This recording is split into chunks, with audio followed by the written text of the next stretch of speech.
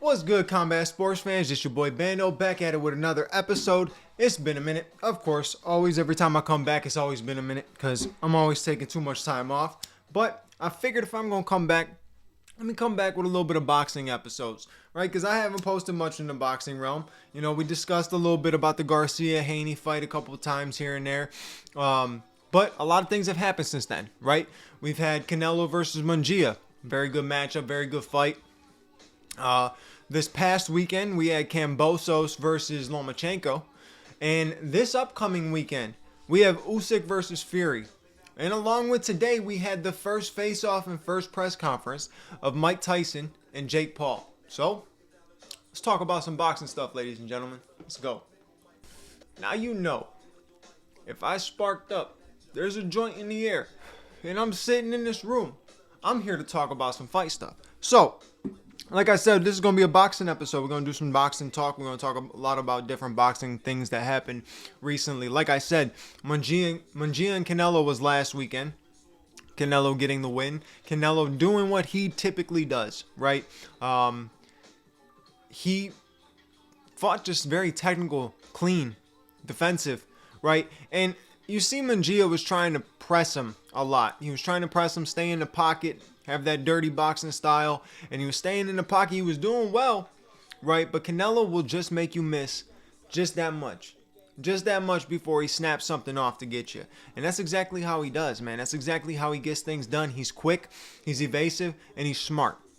Hard to beat a guy who's got the IQ like Canelo in there, right? And you know, Oscar De La Hoya was talking before this that Munguia was going to school him and this and that. And I'm like, dude, if anybody is going to get schooled, it's going to be Munguia. And that's no offense to Munguia, but Canelo is that guy now. You know what I'm saying? He is the leader of this new school, or yeah, pretty much of the new school. Like, he is the leader, right? He is not changed the game, right? Floyd came in, made the game more defensive, right? He brought a little bit more to the defensive aspect of it, and Canelo took a lot from that. Took a lot from losing that fight against Floyd to adapting a completely different style than what he was used to, and it's worked for him. It's as simple as that. It's worked for him. So, like I said, Canelo did his thing against Munguia. Really good fight. But got to give props off to Munguia for pressing the pace the entire time. Even after getting dropped, he kept pushing the pace and trying to stay in the pocket and bring the fight to Canelo. And when you do something like that, you get the respect of not only the fighter you're fighting against, but all the fans watching that night. So shout out to Munguia. I think overall he is going to be a problem in the future, right? He's young, man. He's very young. Like, he's a young dude. He's going to get to work. He's about to get to work. He's got plenty of wins, plenty of knockouts and stuff like that. So he's going to be the truth.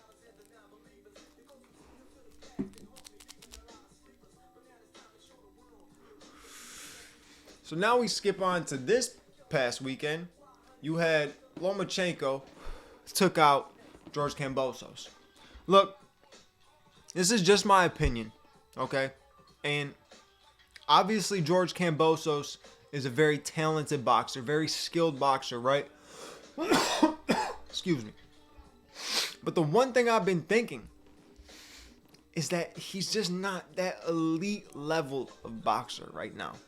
He's just not, right? He's just not the elite level. You know, you snap back to the fight of him and T.O., right? And I think it just happened to be a perfect night. He happened to be on point that night, and it was a perfect night, right? Not saying KAMBOSOS is bad, so don't take this the wrong way. I just don't think he is on the level of a lot of these other elite fighters, right? So when this fight happened, or when this fight was starting, I was talking to a lot of different people who was, you know, we were discussing the fights and stuff. Me and my friends always discussing the fights. And, you know, I said that I just didn't feel like he's an elite enough fighter to be able to beat a guy like Lomachenko, who, one, has fought every style of fighter that you could possibly fight. Two, has tons of skill in every aspect of the game, right? I don't know. I did not see KAMBOSOS doing much in that fight.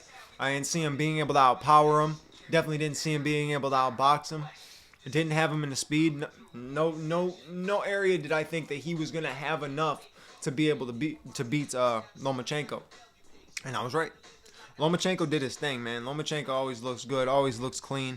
It was a pretty like stale fight until until Lomachenko finished him, right? He was working the body very well. Lomachenko works the body very well.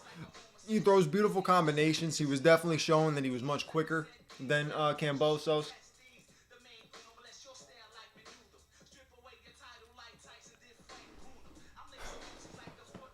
It's one of those things where we always talk about MMA math. This is boxing math, and the math for these things don't always work, right? You snap back to 2020. Teofimo Lopez beat Lomachenko. Like, what? How did he beat Lomachenko, right? So he beats Lomachenko. Now everybody talking about Teo's about to be the truth. Teo's going to be the truth. Teo's going to be the truth, right? And I'm not saying that Teo's not a top guy or nothing like that, but you got to slow the roll down, right? So he goes and fights KAMBOSOS, and he loses to KAMBOSOS. Now KAMBOSOS is the truth, right? Then KAMBOSOS goes and fights Devin Haney 2 times, loses back-to-back, right? Then Lomachenko goes and fights Devin Haney, loses to Devin Haney, right? It's so wild. Then comes back to beat George KAMBOSOS, right? It's just a wild ride how all the everything was coming together, in the divisions and stuff like that. But the math doesn't math. He lost to Teofimo Lopez. Teo lost to George KAMBOSOS, and Lomachenko beat KAMBOSOS. Imagine if KAMBOSOS would have got that win under his belt, though. How big that would have been if he would have got Lomachenko, the win of Lomachenko under his belt. However he would have got it, decision, knockout, however he would have got it. But getting a win like that under your belt would have been top tier for him. To have him and Teofimo Lopez, two good victims to have on your resume. But George couldn't get it done. I mean, he's a good fighter. He's a solid fighter. I just don't think he's on that elite level like Lomachenko. That's my opinion. So, moving on. This weekend, we got USYK versus Fury. A very, very, very long-awaited heavyweight matchup that people have been wanting to see for a minute now. We've been wanting to see this for a minute now. And after seeing that fight between Tyson Fury and Francis Ngannou, a lot of people have been more intrigued and interested in seeing what's going to happen with Tyson Fury when he goes up against Alexander Usyk. Usyk is an absolute technician.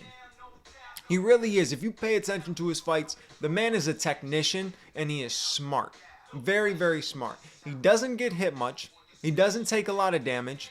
He's somebody who's not this crazy defensive, evasive fighter, but still gets out of the way of your punches. He's got good counter punching, right? The only difference between him and a lot of the other heavyweights is a size thing, right? He's not the biggest heavyweight because he bounced up from cruiserweight, right? He's not the biggest heavyweight. But the skill set causes a problem to any heavyweight he goes up against. You saw what he did to Dubois. You saw what he did to Anthony Joshua twice. Completely outboxed Anthony Joshua twice. Completely outboxed him. Right? Didn't even make those fights close. It was a completely outboxed them, right? But then you scratch the Tyson Fury Francis Ngannou fight, and you go back to Tyson Fury's fights.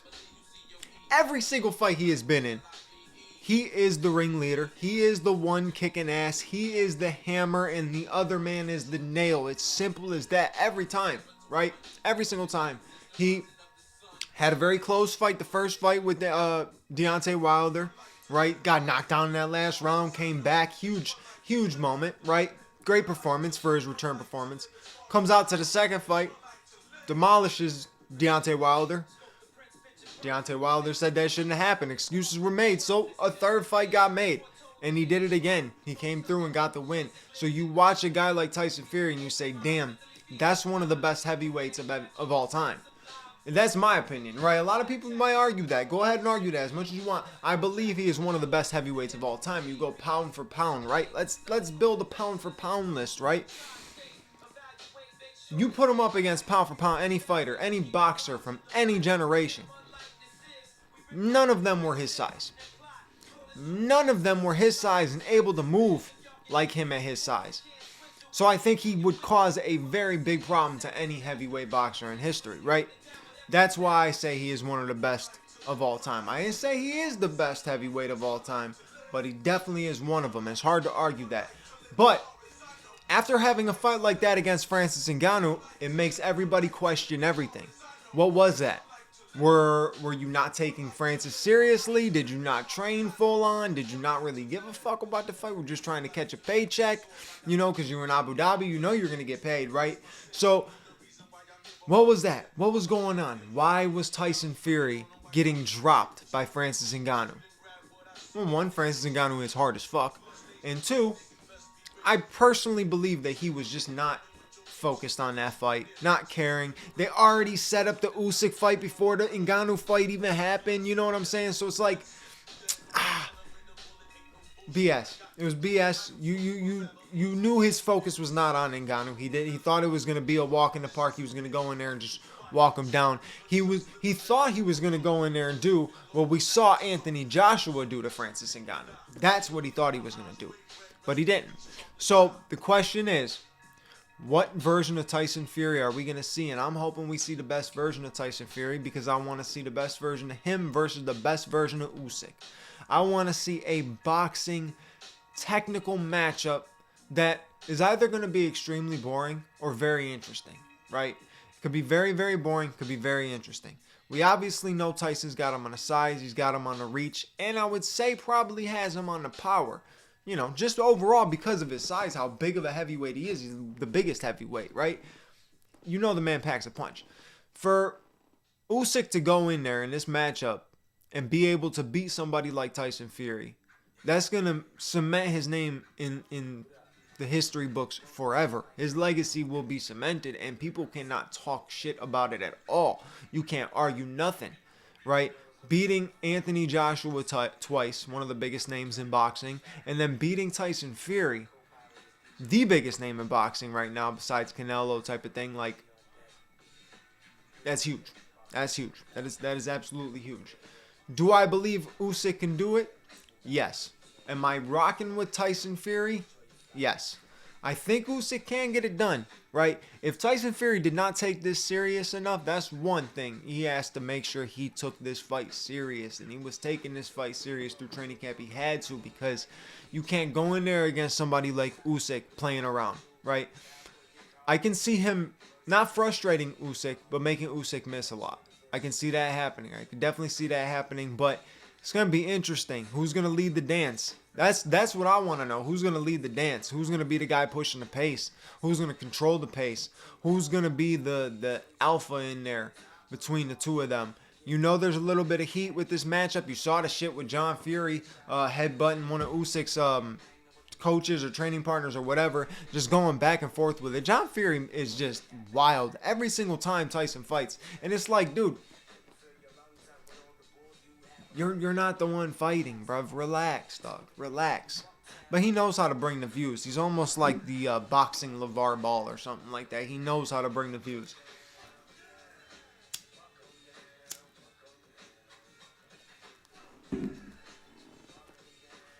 But Saturday is going to be a very good matchup. It's going to be a good matchup. You're looking at two of the best heavyweights in the world going at it, and I'm very, very excited.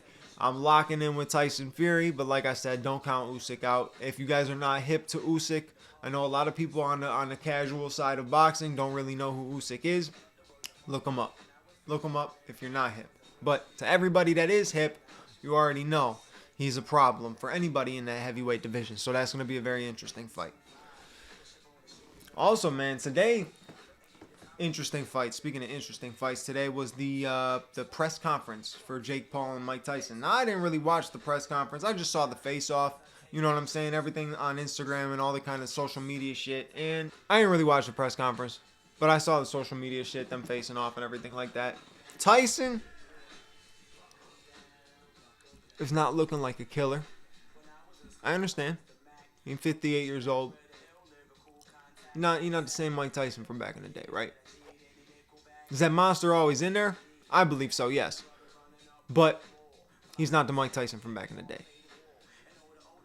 Smiling, tapping with Jake and stuff like that, having fun with him. Not the Mike Tyson old. But there are so many people rooting for Mike Tyson in this fight. So many people rooting against Jake Paul in this fight.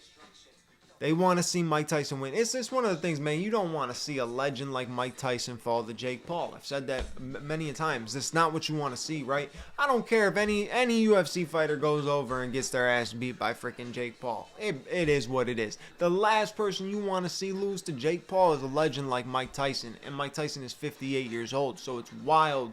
It's a sanctioned bout. It's happening. 2-minute rounds.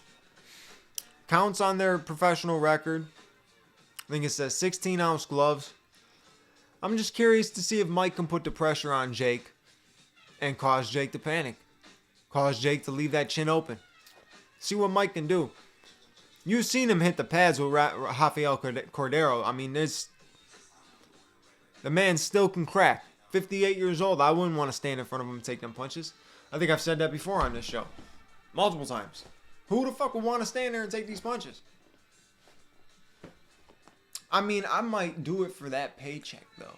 I might do it for that pay. That's a solid paycheck. Like, I'll take one right hand. He'd probably send me to the hospital. The paycheck will probably pay for the hospital bills. And hopefully, I still have a little bit left over. Maybe like $50 for me to get a couple things to eat or something. No, man, I would not. 58 years old, fucking 68 years old. I wouldn't fight that man when he's 75 years old. So, good Jake props for that, but it's a lose-lose ass fight if you really think about it. No matter what for Jake, it's a lose-lose ass fight. Oh, wow, you win, you beat a 58-year-old Mike Tyson. Good job, bud. You lose, you a schmuck. You a schmuck. We knew it. We knew you were a bust. Right, you're not a real boxer. You faced a real boxer who's 58 years old and got knocked out. Right, there's no win-win in this besides the paycheck. But I can see this fight being boring going to decision. I just don't want to see Jake dropping Mike Tyson. That's the only thing. I am asking the fight gods, the boxing and MMA, the combat sports gods, do not allow that to happen. I think that's the only thing that I can ask. You know, if there is a MMA separate power or a boxing separate power, I pray to that power that you don't let this happen. No, I mean, seriously, like, if Jake wins, so what? It is what it is. He beats him in a decision or something like that. Please don't drop Mike Tyson. That would suck. But said I was going to do a boxing episode. That was my boxing episode. I appreciate you for watching that boxing episode. You know what to do. Like, comment, subscribe. Hit the bell notification button if you haven't already. I think it's somewhere over here in below down there. Let's see. Yeah, something like that. Something like that. Hit it so you know when the next video comes out. And I guess I'll catch you on the next episode. Your boy Bando is out. Peace.